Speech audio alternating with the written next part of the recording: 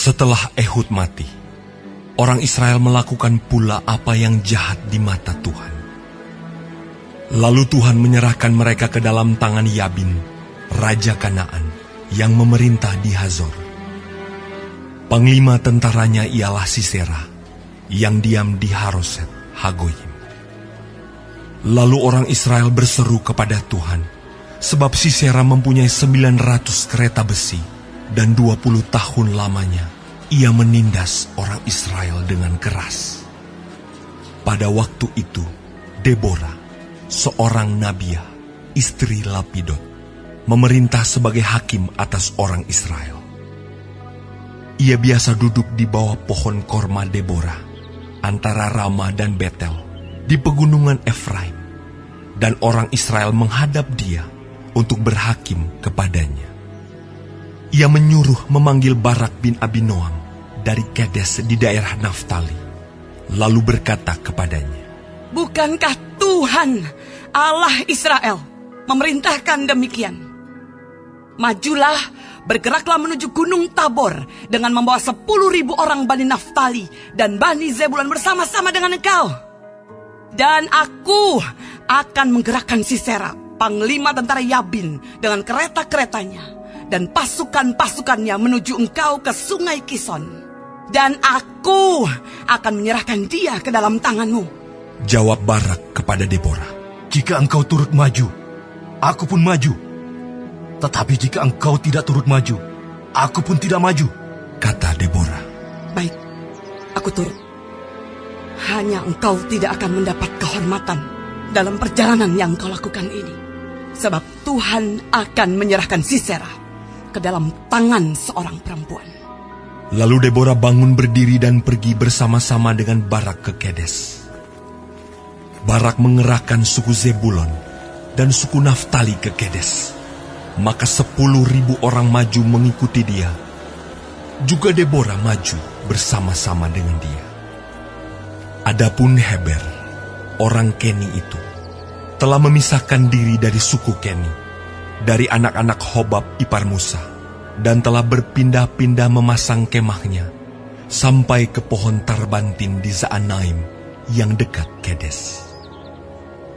Setelah dikabarkan kepada Sisera bahwa Barak bin Abinoam telah maju ke Gunung Tabor, dikerahkannyalah segala keretanya, 900 kereta besi, dan seluruh rakyat yang bersama-sama dengan dia, dari Haroset Hagoyim ke sungai Kison.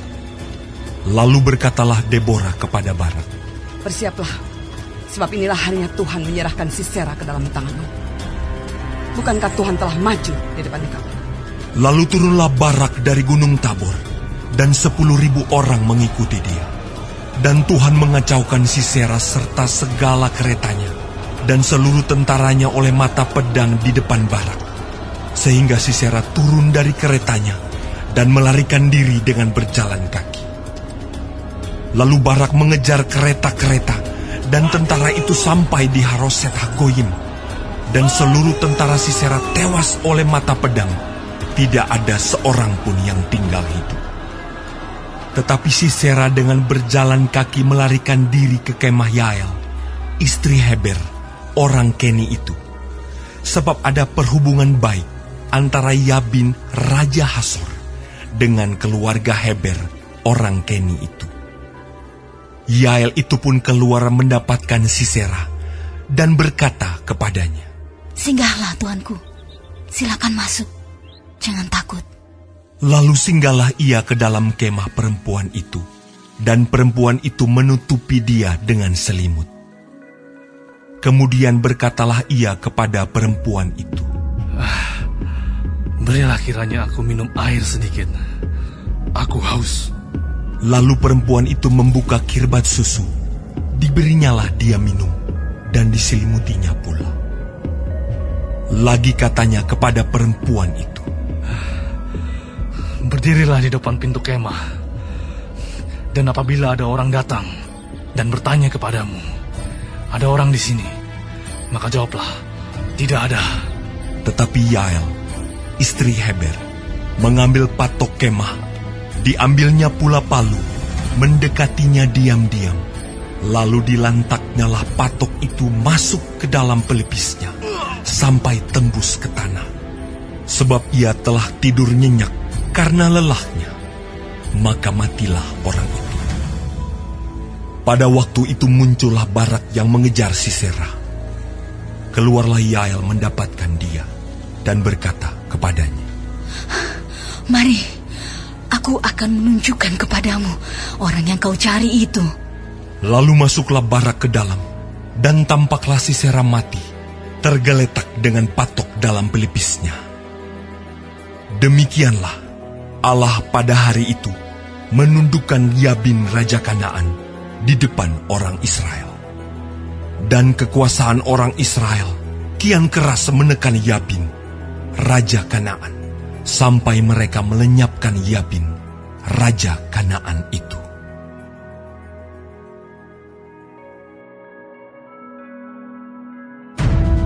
Pada hari itu, bernyanyilah Deborah dan Barak bin Abinoam.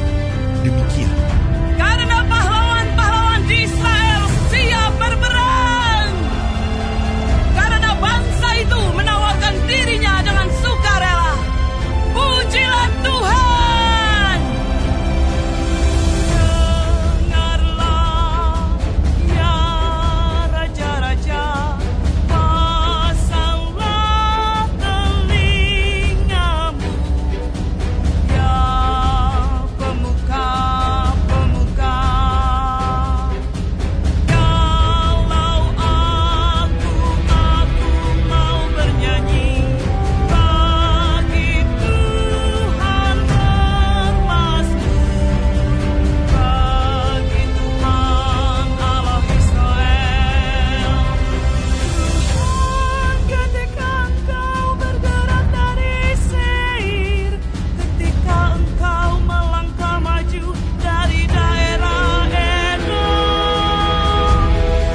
bergoncanglah bumi, tirislah juga langit, juga awan tiris airnya.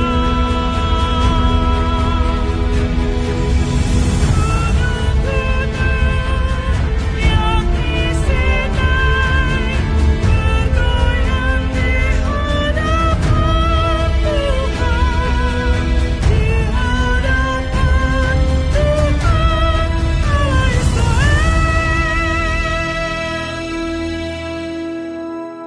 Dalam zaman Samgar bin Anat, dalam zaman Yael, kafilah tidak ada lagi, dan orang-orang yang dalam perjalanan terpaksa menempuh jalan yang berbelit-belit. Penduduk pedusunan diam-diam saja di Israel. Ya, mereka diam-diam. Sampai engkau bangkit, Deborah. Bangkit sebagai ibu di Israel. Ketika orang memilih Allah baru, maka terjadilah perang di pintu gerbang. Sesungguhnya perisai ataupun tombak tidak terlihat di antara 40.000 orang di Israel. Hatiku tertuju kepada para panglima Israel, kepada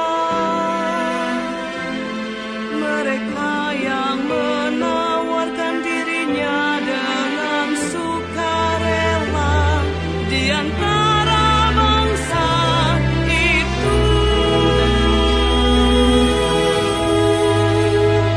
Pujilah Tuhan,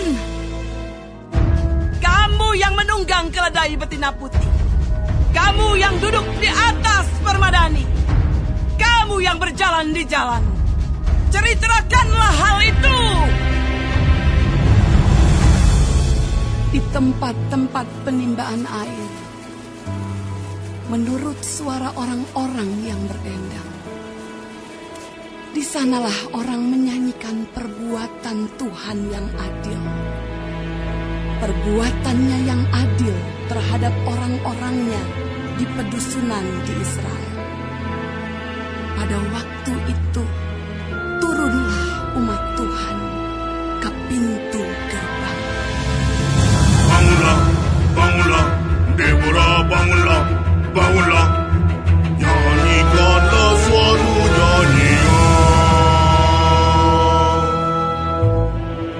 Bangkitlah Barak, dan giringlah tawananmu, hai anak Abinoam. Lalu turunlah para bangsawan yang terluput. Umat Tuhan turun baginya sebagai pahlawan. Dari suku Efraim, mereka datang ke lembah, mengikuti engkau, ya suku Benyamin, dengan laskar. Dari suku Makhir, turunlah para panglima, dan dari suku Zebulon, orang-orang pembawa tongkat penggerak. Juga para pemimpin suku Isakar menyertai Deborah. Dan seperti Isakar, demikianlah Naftali menyertai Barak. Mereka menyusul dia dan menyerbu masuk lembah. Tetapi pihak pasukan-pasukan suku Ruben ada banyak pertimbangan. Mengapa engkau tinggal duduk di antara kandang-kandang sambil mendengarkan seruling pemanggil kawanan? Di pihak pasukan-pasukan suku Ruben ada banyak pertimbangan. Orang Gilead tinggal diam di seberang sungai Yordan. Dan suku Dan, mengapa mereka tinggal dekat kapal-kapal? Suku Asher duduk di tepi pantai laut, tinggal diam di teluk-teluknya. Tetapi suku Zebulon ialah bangsa yang berani mempertaruhkan nyawanya. Demikian juga suku Naftali di tempat-tempat tinggi di padang. Raja-raja datang dan berperang. Pada waktu itu, raja-raja Kanaan berperang dekat Taanak pada mata air di Megido. Tetapi perak sebagai rampasan tidak diperoleh mereka. Dari langit berperang bintang-bintang. Dari peredarannya mereka memerangi Sisera. Sungai Kison menghanyutkan musuh. Kison, sungai yang terkenal dari dahulu kala itu. Majulah sekuat tenaga, hai jiwaku. Ketika itu menderaplah telapak kuda, karena berpacu lari kuda-kudanya. Kutukilah kota Meros, firman malaikat Tuhan. Kutukilah habis-habisan penduduknya, karena mereka tidak datang membantu Tuhan. Membantu Tuhan sebagai pahlawan. Diberkatilah Yael, istri Heber, orang Keni itu, melebihi perempuan-perempuan lain. Diberkatilah ia, melebihi perempuan-perempuan yang di dalam kemah.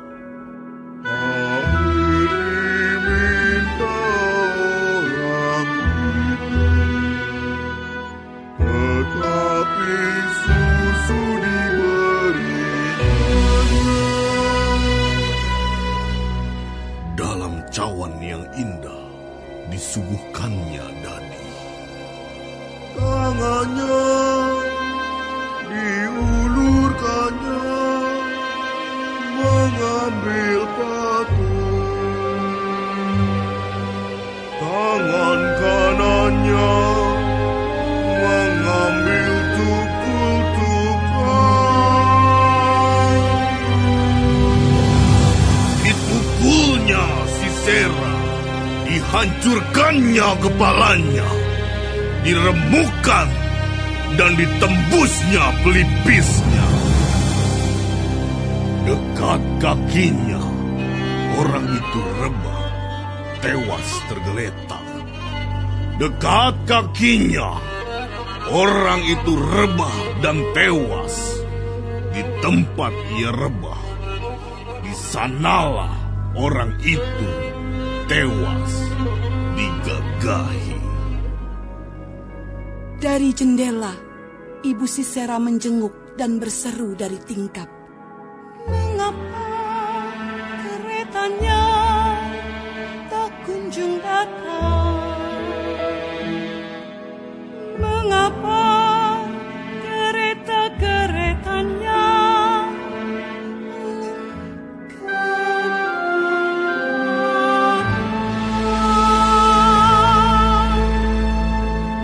Yang paling bijak di antara dayang-dayangnya menjawabnya. Dan ia sendiri juga membalas perkataannya. Bukankah mereka mendapat jarahan dan membagi-baginya? Gadis seorang dua untuk setiap orang jarahan. Kain berwarna sehelai dua untuk Sisera.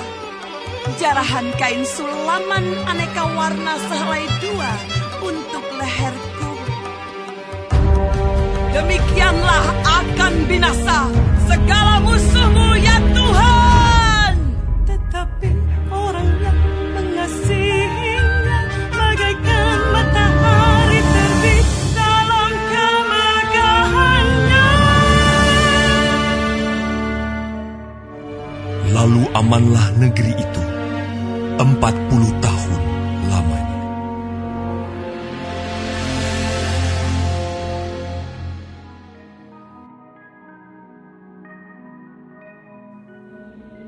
Untuk pemimpin biduan, untuk Yedutun, Mazmur Daud. Pikirku, aku hendak menjaga diri, supaya jangan aku berdosa dengan lidahku. Aku hendak menahan mulutku dengan kekang, selama orang fasik masih ada di depanku. Aku keluh, aku diam, aku membisu, aku jauh dari hal yang baik. Tetapi penderitaanku makin berat. Hatiku bergejolak dalam diriku, menyala seperti api. Ketika aku berkeluh kesah, aku berbicara dengan lidahku. Ya Tuhan, beritahukanlah kepadaku ajalku, dan apa batas umurku, supaya aku mengetahui betapa fananya aku. Sungguh, hanya beberapa telempap saja kau tentukan umurku. Bagimu hidupku seperti sesuatu yang hampa. Ya, setiap manusia hanyalah kesia-siaan. Selah. Ia hanyalah bayangan yang berlalu. Ia hanya mempeributkan yang sia-sia dan menimbun. Tetapi tidak tahu siapa yang merahupnya nanti. Dan sekarang, apakah yang ku nanti-nantikan, ya Tuhan? Kepadamulah aku berharap. Lepaskanlah aku dari segala pelanggaranku. Jangan jadikan aku celaan orang bebal. Aku keluh, tidak kubuka mulutku, sebab Engkau sendirilah yang bertindak. Hindarkanlah aku dari pukulan-Mu. Aku remuk karena serangan tangan-Mu. Engkau menghajar seorang dengan hukuman karena kesalahannya, dan menghancurkan keelokannya sama seperti gegat. Sesungguhnya setiap manusia adalah kesia-siaan belaka.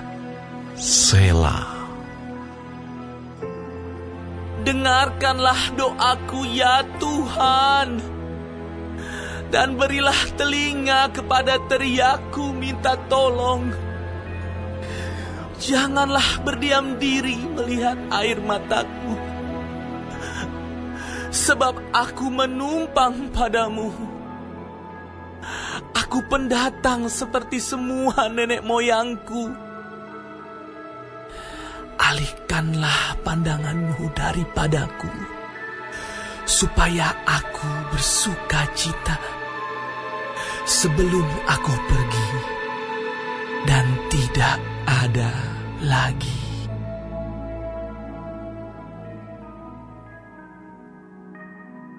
Untuk pemimpin biduan, Mazmur Daud. Berbahagialah orang yang memperhatikan orang lemah. Tuhan akan meluputkan dia pada waktu celaka. Tuhan akan melindungi dia dan memelihara nyawanya, sehingga ia disebut berbahagia di bumi. Engkau tak akan membiarkan dia dipermainkan musuhnya. Tuhan membantu dia di ranjangnya waktu sakit. Di tempat tidurnya, Kau pulihkannya sama sekali dari sakitnya. Kalau aku, kataku, Tuhan, kasihanilah aku, sembuhkanlah aku, sebab terhadap Engkaulah aku berdosa. Musuhku mengatakan yang jahat tentang aku. Bilakah ia mati dan namanya hilang lenyap? Orang yang datang menjenguk berkata dusta. Hatinya penuh kejahatan. Lalu ia keluar menceritakannya di jalan. Semua orang yang benci kepadaku berbisik-bisik bersama-sama tentang aku. Mereka merancangkan yang jahat terhadap aku. Penyakit jahanam telah menimpa dia. Sekali ia berbaring, takkan bangun-bangun lagi. Bahkan sahabat karibku yang kupercayai, yang makan rotiku, telah mengangkat tumitnya terhadap aku. Tetapi Engkau, ya Tuhan, kasihanilah aku dan tegakkanlah aku, maka aku hendak mengadakan pembalasan terhadap mereka. Dengan demikian, aku tahu bahwa Engkau berkenan kepadaku apabila musuhku tidak bersorak-sorai karena aku. Tetapi Engkau menopang aku karena ketulusanku. Engkau membuat aku tegak di hadapan-Mu untuk selama-lamanya. Terpujilah Tuhan, Allah Israel, dari selama-lamanya sampai selama-lamanya. Amin. Ya, amin.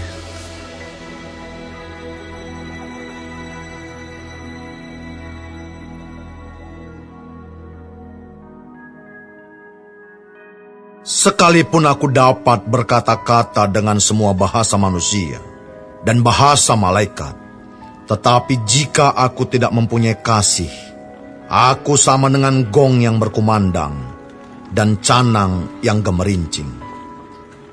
Sekalipun aku mempunyai karunia untuk bernubuat, dan aku mengetahui segala rahasia dan memiliki seluruh pengetahuan, dan sekalipun aku memiliki iman yang sempurna untuk memindahkan gunung, tetapi jika aku tidak mempunyai kasih, aku sama sekali tidak berguna.